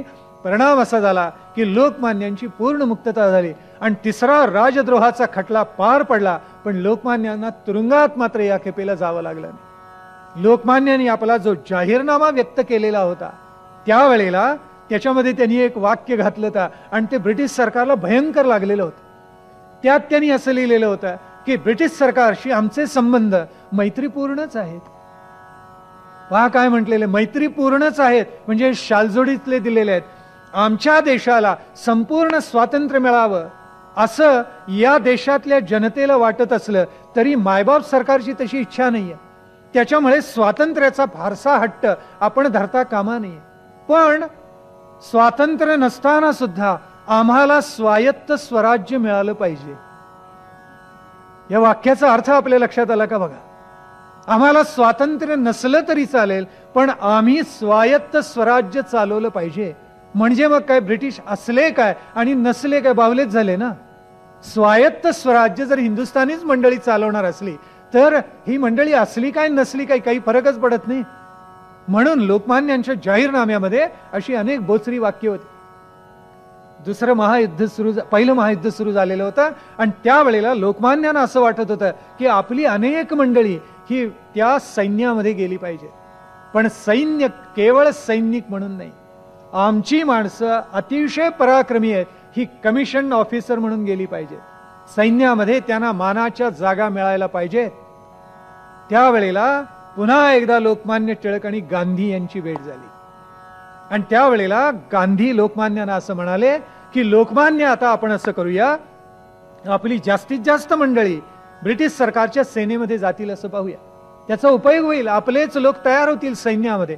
लोकमान्य म्हणाले मान्य आहे, फक्त एका अटीवर, यांना कमिशन रँक मिळाली पाहिजे, म्हणजे उच्च पदस्थ यांना अधिकारी सैन्यामध्ये होता आलं पाहिजे. ब्रिटिश सरकारचं धोरण असं आहे की एकही मनुष्य आमचा अधिकारी होत नाही, यांनी केवळ युद्धामध्ये जायचं आणि मरायचं एवढंच आमच्या सैनिकांच्या वाट्याला येतं. मला हे अमान्य आहे. गांधी, आपण मला शब्द द्या की आमचे सैनिक केवळ सैनिक म्हणून जाणार नाहीत, त्यातले काही अधिकारी सुद्धा होते. आज ब्रिटिश सरकार म्हणतं की सामान्यतः सैनिकामागे 10 रुपये खर्च होतो. मी तुम्हाला असं अभिवचन देतो की मी या माझ्या महाराष्ट्रामधून तुम्हाला 5 सहस्त्र सैनिक देतो. या प्रत्येक सैनिकाच्या मागे 10 रुपये खर्च येतो, म्हणून 50,000ची प्रॉमिसरी नोट मी तुम्हाला अगोदर देतो, तुमच्याकडे सुपूर्द करतो. 5 सहस्त्रांपैकी एक जरी व्यक्ती कमी पडली, त्या प्रत्येक कमी व्यक्तीच्या मागे मी ब्रिटिश सरकारला 100 रुपयाचा दंड भरायला तयार आहे. असं सगळं म्हणून 50,000ची प्रॉमिसरी नोट पाठवली. प्रत्यक्ष 50,000 रुपये जमा केले. लोकमान्यांनी गांधीला सांगितलं, आता तुमचं वचन खरं करून दाखवा. Apply apply and no reply. गांधींनी त्याच्याबद्दल एक अवाक्षर काढलं नाही. इतिहासाची साक्ष आहे. एक शब्द बोलले नाही त्याच्या बाबतीत. टिळक काय आहेत आणि टिळकांचा बाणा काय हे गांधींना बरोबर ओळखलेलं होतं. आणि त्यावेळेला टिळकांनी एक वाक्य उच्चारले. टिळक आणि गांधींचे संबंध आले आणि टिळक म्हणाले, हा तृतीय पंथी खरा. लोकमान्यांचं वाक्य काय आहे पहा, हा तृतीय पंथी खरा, पण याला एवढ्यात सोडून चालणार नाही. तृतीय पंथी याचा अर्थ हा 100% नेमस्तही राजकारण करणार नाही, आणि 100% जहाल म्हणून आपल्याबरोबर येणार नाही, बरोबर ओळखलेलं होतं गांधींना. आणि म्हणून ते म्हटले हा तृतीयपंथी खरा, पण याला आपण आत्ता सोडता कामा नये, हे पक्क त्यांच्या मनामध्ये होत.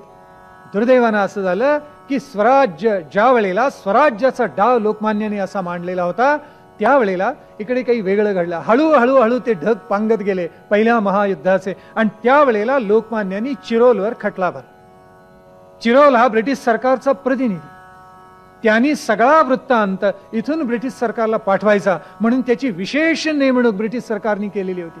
याला कोणतीही एतद्देशीय भाषा येत नसे, त्याला मराठीही कळायचं नाही, बंगालीही कळायचं नाही, हिंदीही कळायचं नाही. त्याच्यामुळे ब्रिटिश सरकारची जेवढी रेकॉर्ड्स ठेवलेली असत, ज्या नोंदी असत, त्याच्यावरून जे सैनिक असत त्यांच्या मुलाखतीमधून, अधिकाऱ्यांच्या बरोबर ज्या गप्पा केल्या त्याच्यामधून जो एकूण अहवाल त्याच्या डोळ्यापुढे उभा राहत असे, तो एकत्र करून तो पाठवून द्यायचा, ब्रिटिश सरकारकडे पाठवून देत असे. आणि लोकमान्य ज्या वेळेला तुरुंगामध्ये होते, मंडालेला होते, त्यावेळेला त्यांनी ग्रंथ लिहिलेला होता, आणि या ग्रंथामध्ये त्यांनी लोकमान्यांची यथेच्छ निंदा केलेली होती. लोकमान्यांच्या बद्दल त्यांनी काही भली वाक्यही लिहिलेत, पण कशी? शिवाजी महाराजांच्या बद्दल खाफीखानाने चुकून काहीतरी चांगलं लिहावं तसं तेवढंच. बाकी आपल्या ग्रंथामध्ये त्यांनी लोकमान्यांची भरपूर निंदा नालस्ती केली. त्यांनी एक वाक्य मात्र मार्मिक लिहिलेलं आहे: राजकारणामधला मुत्सद्दीपणा, राजकारणामधली बुद्धिमत्ता आणि राजकारणामधलं द्रष्टेपण हे लक्षात घेता गांधींपेक्षा टिळक कितीतरी पावलं पुढे आहेत. हे चिरोलचं वाक्य आहे, माझं नाही.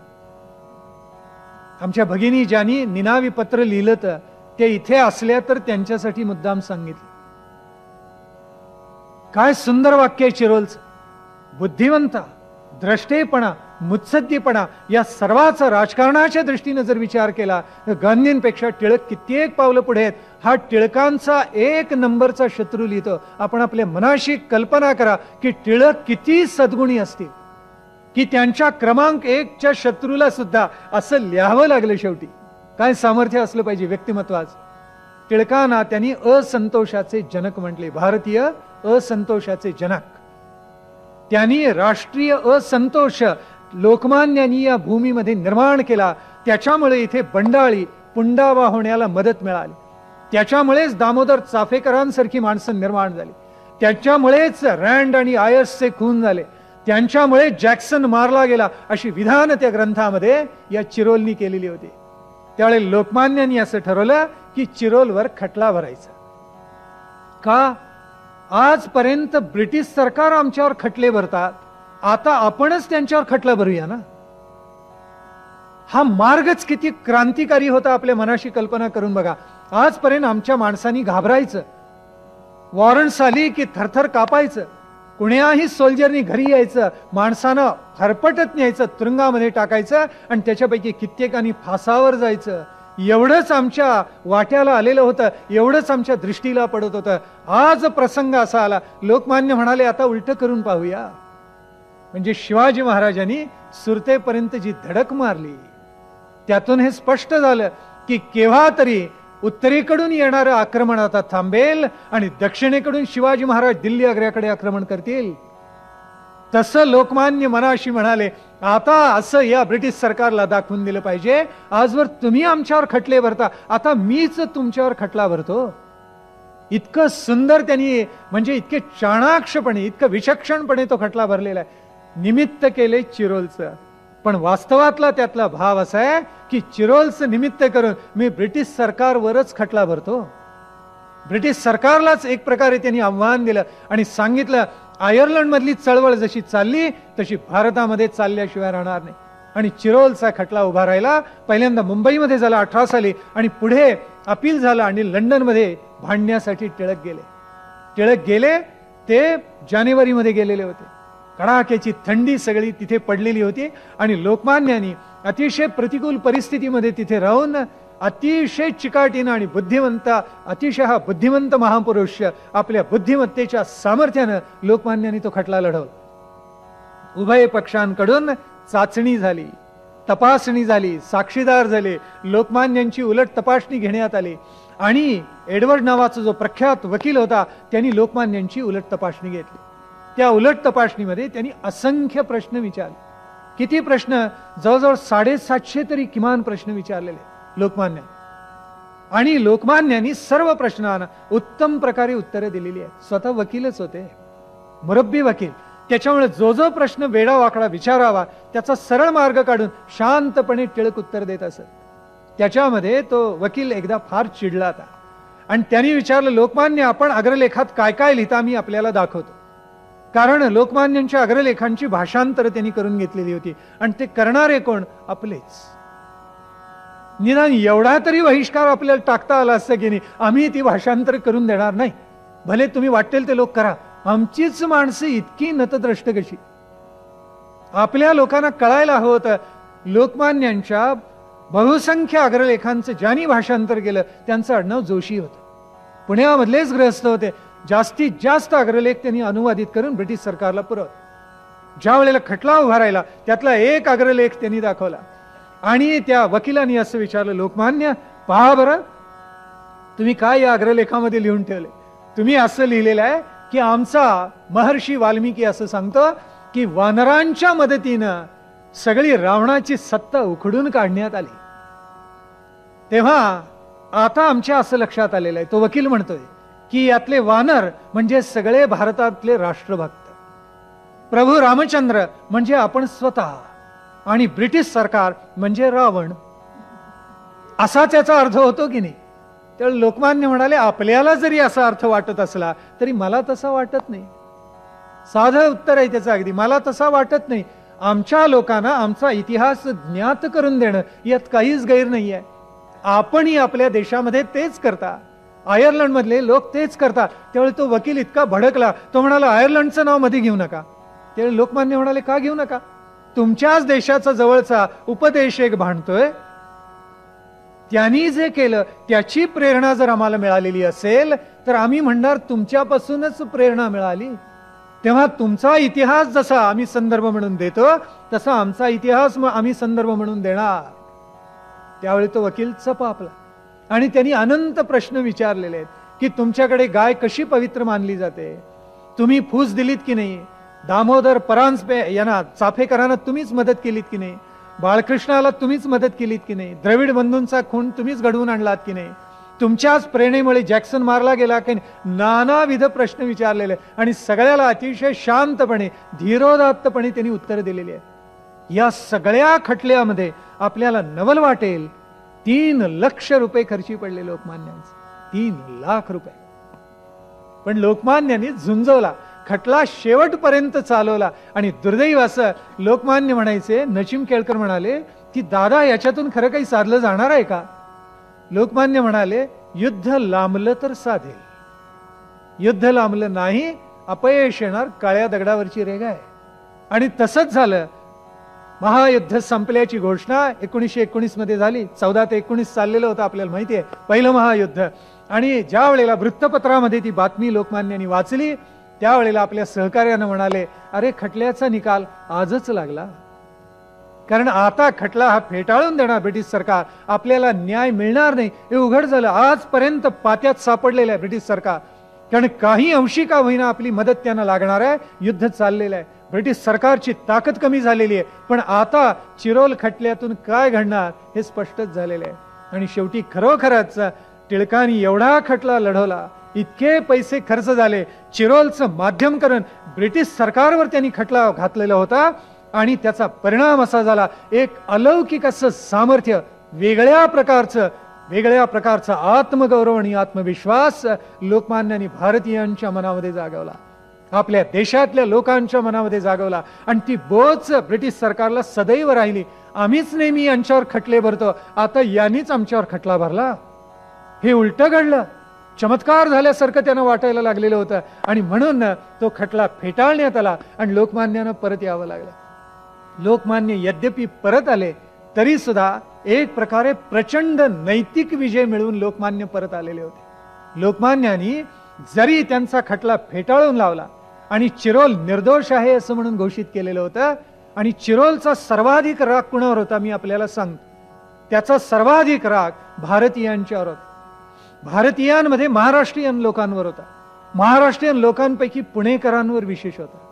आणि पुणेकरांच्या मधल्या ब्राह्मण वर्गावर त्याचा विशेष राग होता. आणि ब्राह्मण वर्गातले जे चित्तपावन आहेत त्यांचे तर तो अत्यंत द्वेष करत असे. याची नोंदच आहे अनेक ग्रंथामध्ये केली. म्हणून लोकमान्यांना वारंवार प्रश्न विचारला की तुम्ही चित्तपावनांचे पुढारी ना, असं तो वकील वारंवार विचारत असे. त्यावेळी लोकमान्य म्हणत असत मी स्वतःला कुणाचाच नेता समजत नाही. हा, आता भारतातले सगळेच लोक मला मानत असतील, मी हरकत घ्यायचं कारणच नाही. मी कोणत्याही विशिष्ट वर्गाचा, कोणत्याही एका विशिष्ट संघाचा, एका विशिष्ट संप्रदायाचा पुढारी नाही. स्वराज्यासाठी मी माझं आयुष्य वाहून घेतलेलं आहे, तेव्हा मी केवळ चित्तपावनांचा पुढारी आहे असं म्हणणं हे दादांत असत्य आहे. लोकमान्यांनी उत्तर दिलेलं होतं. पुढे खटला फेटाळला, चिरोल सुटला, पण त्याच्याही हृदयावर, त्याच्या अंगावर काही ओरखडे शेवटी उमटलेच. कारण त्याची नाही म्हटलं तरी बदनामी सगळ्या इंग्लंडमध्ये झाली, अंशतः का होईना झालीच झाली. आणि केवळ तो आपला मनुष्य आहे, त्या न्याय देवतेपुढे बसलेल्या त्या न्यायाधीशाला तरी मनातून जाणवलं असेल ना, अरे आपण जो निकाल वाचतो आहोत तो दादांत खोटा आहे. चिरोल दोषी आहे, त्यांनी लोकमान्यांच्याबद्दल वेडवाकडं लिहिलेलं आहे. वकिलांनी प्रश्न विचारलेला होता, तुमच्यावर व्यक्तिगत टीका केली नाही, व्यक्तिगत टीका केली म्हणून नाही, त्यांनी चारित्र्य हनन करायचा प्रयत्न केलेला आहे. आणि कोणत्याही माणसाला दुसऱ्या माणसाचं चारित्र्य हरण करण्याचा अधिकार कुणीही दिलेला नाहीये. ती पायमल्ली चिरोलकडून झालेली आहे. त्यांनी नीतिमत्तेची चौकट ओलांडलेली आहे आणि म्हणून मी त्याच्यावर खटला भरलेला आहे. लोकमान्य निसंदिग्धपणे सांगत असत. त्याचा परिणाम इतका झाला की नाही म्हटलं तरी चिरोलची मान खाली गेली आणि नैतिक विजय मिळवून 3 लाख रुपये खर्च करून माघारी आले. हे 3 लाख जनता जनार्दनाने गोळा करून लोकमान्यांना दिले. किती प्रेम लोकमान्यांच्यावर आपल्या माणसांनी केलं असेल, आपण आपल्या मनाशी कल्पना करा. काय सामर्थ्य आहे, कशामुळे हे घडलं असावं. 3 लाख रुपये जनता जनार्दन गोळा करता आणि लोकमान्यांच्या ओटीमध्ये घालता, कारण ते लोकमान्य होते. कोणीतरी प्रश्न विचारलाय की लोकमान्य कसे झाले टिळक. खरंच फार थोड्या जणांना माहिती असेल. आपल्यापैकी जे जुने आहेत, जाणवंत आहेत, ज्ञानवंत आहेत, त्यांना कदाचित माहिती असेल लोकमान्य म्हणजे टिळकांना लोकमान्य हे बिरुद कसं लावलं.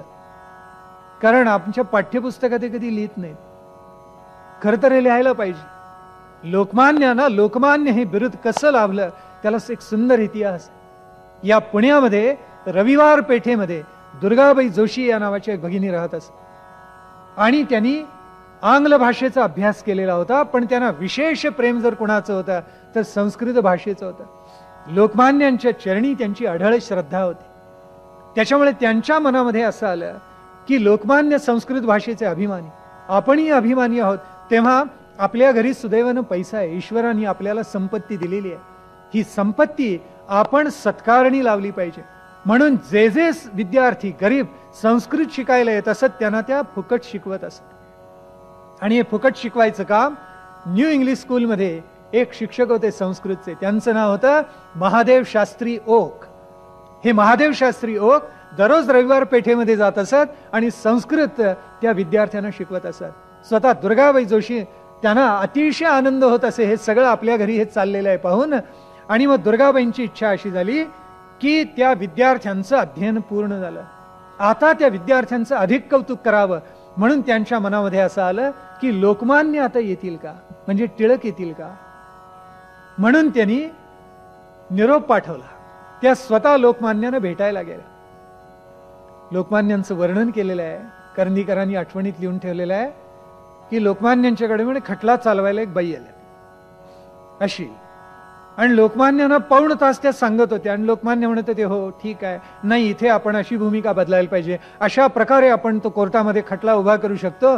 सगळं झालं आणि पाऊण तासांनी त्या बाई परत गेल्या. तेव्हा शेजारचे स्नेही लोकमान्यांना म्हणाले लोकमान्य तुमची धन्य आहे. लोकमान्य म्हणाले काय झालं. स्नेही म्हणाले आता त्या बाई परत आल्यानंतर आपण ओळखणार कसं, कारण त्या बाईंच्याकडे तुम्ही मान उचलून एकदाही वर करून पाहिलं नाही. किती शुद्ध भाव या महात्म्याच्या चित्तामध्ये असेल, मन थक्कवून जातं. इथे त्या भगिनी भेटायला आल्या आणि लोकमान्यांना त्यांनी विनंती केली. आज त्या कालखंडामध्ये लोकमान्य असे वैभवाच्या कळसाला जाऊन पोहोचलेले होते टिळक, म्हणजे 20व्या शतकाचा तो प्रारंभ होता. 1900 साल नुकतं ओलांडून गेलेलं होतं आणि तरी लोकमान्यांचं नाव दुमदुमायला प्रारंभ झालेलं होतं. त्यावेळेला त्या भगिनीने विचारलं की टिळक आपण याल का, त्या विद्यार्थ्यांचं कौतुक करायला याल का, महादेव शास्त्री योग त्यांना संस्कृत शिकवतात, आपण याल का? आणि लोकमान्यांनी मान्यता दिली. ते म्हणाले मी येतो, विद्यार्थ्यांची पाठ थोपटायला येतो. आणि लोकमान्य तिथे गेले. ज्या वेळेला या सगळ्या विद्यार्थ्यांचा गुणगौरव केला त्यावेळेला गंमत सांगतो आपल्याला, त्या महादेव शास्त्री जोशींनी काही श्लोक ओकानी काही श्लोक तयार केलेले होते आणि त्याच्यामध्ये त्यांनी उल्लेख असा केलेला होता, बाल गंगाधर टिळक असा न करता त्यांनी लोकमान्य टिळक हा असा उच्चार केलेला होता. तेव्हा लोकमान्यांचा पहिला उल्लेख, टिळकांचा लोकमान्य म्हणून पहिला उल्लेख हा कुणी जर केला असेल त्याचं श्रेय जातं महादेव शास्त्री ओकांना. इथे कोणी ओक असतील तर त्यांना ब्रह्मानंद होईल, त्यांच्याकडे श्रेय. आणि खरंच आहे, पुढे लोकमान्यानं आणि खूप कौतुक त्या श्लोकांमध्ये महादेव शास्त्री ओकांनी केलेलं होतं. पुढे असं झालं की स्वतः लोकमान्यांच्या काही स्नेहानी त्यांना प्रश्न विचारलेला होता आणि त्या प्रश्नात ते असंच विचारते झाले की आपल्याला लोकमान्य म्हणून प्रथम कुणी बरं संबोधलं असेल, लोकमान्य या नावानं आपण प्रख्यात कसे झालात, असे प्रश्न लोकमान्याने विचारलेले होते. त्यावेळेला लोकमान्य म्हणाले, लोक असं समजतात की जुबिली उत्सवाच्या प्रसंगी म्हणजे 60-61च्या वेळेला अण्णासाहेब पटवर्धन अध्यक्ष होते आणि देव दुर्लभ सोहळा झाला. तर असा म्हणे की असा पूर्वी कोणी पाहिला नव्हता, पुढे कोणी पाहायला मिळणार नाही, असा सोहळा अण्णासाहेब पटवर्धनांच्या अध्यक्षतेखाली झाला. आणि त्यावेळेला टिळकांचा गुणगौरव करत असताना अण्णासाहेब पटवर्धनांनी त्यांचा उल्लेख लोकमान्य असा केला. पण ही फार पुढची घटना. लोकमान्य म्हणाले, आपल्याकडे राजमान्य राजेश्री लिहितात, पण काही लोकांनी 1900 पासून मला जी पत्र पाठवली त्याच्यामध्ये राजमान्यच्या ऐवजी लोकमान्य असं म्हणायला प्रारंभ केला. हळूहळू पुढे असं झालं की शिवरामपंत परांजपे यांनी काळमध्ये 2 लेख लिहिले ते, आणि त्या एका लेखाचं नाव होतं लोकमान्य आणि दुसरं होतं राजमान्य. आणि पुढे एका व्याख्यानामध्ये शिवरामपंत असं म्हणाले की आमचे टिळक म्हणजे राजमान्य नव्हेतच, ते जणू काही लोकमान्यच आहेत. त्याच्यामुळे लोकमान्य टिळक हे लोकमान्य आहेत ही भावना लोकांच्या मनामध्ये आणखीन दृढ झाली आणि रुजली. आणखीन काही दिवस गेले आणि राष्ट्र या नावाचं जे मुखपत्र होतं त्यांनी शिक्कामोर्तबच करून टाकलं आणि सांगितलं की टिळकांचा उल्लेख यापुढे लोकमान्य या नावानेच करावा. आणि सामान्यतः 1904-1905 या कालखंडापासून असं झालं की टिळकांचा उल्लेख सगळेच जण लोकमान्य असं करायला लागले. पण त्याचं प्राधान्यानं पहिलं श्रेय महादेव शास्त्री ओकान आहे. ते श्रेय काही अंशी शिवरामपंतांना परांजपेनं आहे, त्यांच्या काळ मुखपत्राला सुद्धा आहे, राष्ट्र मुखपत्राला सुद्धा आहे. आणि अण्णासाहेब पटवर्धनांसारख्या अतिशय ऋषितुल्य महात्म्याने त्याचा उच्चार केल्यानंतर ते जणू काही वज्रलेपच नाव होऊन गेलं, असं इतिहास आपल्याला सांगतो. टिळक लोकमान्य झाले, पण ते लोकमान्य केवळ स्वतःच्या कर्तृत्वानं झाले असं नव्हे, त्यांच्या अंगामध्ये अलौकिक गुणसंपदा होतीच. पण लोकमान्यांनी आपल्या सगळ्या कार्याला ईश्वराचं अधिष्ठान आहे याचं कधीही विस्मरण होऊन दिलं नाही. आणि म्हणून ज्यावेळेला राजद्रोहाचा दुसरा खटला झाला, लोकमान्यांना 6 वर्षाची काळ्या पाण्याची शिक्षा झाली आणि न्यायाधीशाने विचारलं, लोकमान्य तुम्हाला काही सांगायचंय का? त्यावेळी लोकमान्य हसले आणि निर्भीडपणे सांगितलं, आपण जरी मला दोषी ठरवलेलं असलं तरी मी निर्दोषच आहे. माझ्या हातून कोणताही प्रमाद, माझ्या हातून कोणताही गुन्हा घडलेला नाही, माझ्या हातून कोणताही अपराध घडलेला नाहीये. आपण असं लक्षात ठेवा, हे जे न्याय मंदिर आहे त्याच्यावर विश्वाचं नियमन करणारी एक अलौकिक सत्ता असते, याचा विसर आपण कदापि पडून देऊ नका. त्या विश्वाचं नियमन करणाऱ्या ईश्वरी सत्तेचीच इच्छा अशी दिसतेय की मी बाहेर राहण्यापेक्षा तुरुंगात जावं आणि मी तुरुंगात गेल्यामुळे स्वातंत्र्याला आणि स्वराज्याला पुन्हा एकदा नवीन प्रेरणा मिळावी. त्या ईश्वरी सत्तेचा हा संकेत दिसतोय, तो स्वीकारून मी तुरुंगामध्ये जातोय. हे लोकमान्यांचे अजरामर उद्गार आहेत त्या न्यायालयामध्ये काढले. आणि लोकमान्यांच्या सगळ्या बैठकीला विचाराला एक विलक्षण अधिष्ठान होतं आणि ते म्हणजे भगवद्गीतेचं, भगवंताच्या दर्शनाचं, ईश्वराचं अधिष्ठान. आणि म्हणून लोकमान्य खऱ्या अर्थानं इतकं कार्य करू शकले. आणि म्हणून दादासाहेब खापर्डे म्हणाले, तेवढ्या वाक्याचं आज स्मरण करायचं आणि आज विरमायचं. दादासाहेब खापर्डे म्हणालेले होते, तेवढं एक वाक्य त्यांनी लिहिलं असतं तरी खापर्डे अजरामर झाले असते. दादासाहेब खापर्डेंनी लिहिलं की लोकमान्य टिळकांनी भगवद्गीतेला दिनदर्शिका केली. काय वाक्य आहे सुंदर, अलौकिक वाक्य लिहून ठेव. आम्ही सुद्धा दैनंदिनी घेतो आणि काहीतरी लिहितो, पण लोकमान्यांची दैनंदिनी दुसरी तिसरी नव्हती. लोकमान्यांची दैनंदिनी म्हणजे भगवद्गीता. पदोपदी ज्या वेळेला अडचण आली त्यावेळेला गीतेचा ग्रंथ उघडत असत आणि आपल्याला कोणता मार्ग सापडतोय याचा विचार लोकमान्य करत असत. भगवद्गीतेला दैनंदिनी केली, दिनदर्शिका करून टाकली. ज्या भगवद्गीतेला लोकमान्यांनी अशी दिनदर्शिका केली ती भगवद्गीता, लोकमान्यांनी त्या भगवद्गीतेचा अन्वयार्थ कसा लावला, गीता रहस्याच्या रूपाने एक अलौकिक ग्रंथ जगापुढे कसा ठेवला, हिंदू धर्माचं सूक्ष्म चिंतन लोकमान्यांनी कसं केलं, हिंदू धर्माची कोणती सुंदर व्याख्या लोकमान्यांनी आम्हाला दिली, आणि त्यातून लोकमान्यांचं धगधगीत जीवन कसं उजळून गेलं आणि त्याची सांगता कशी झाली, हा सगळा अलौकिक इतिहास उद्याच्या सांगतेच्या प्रवचनामध्ये आपण करायचा.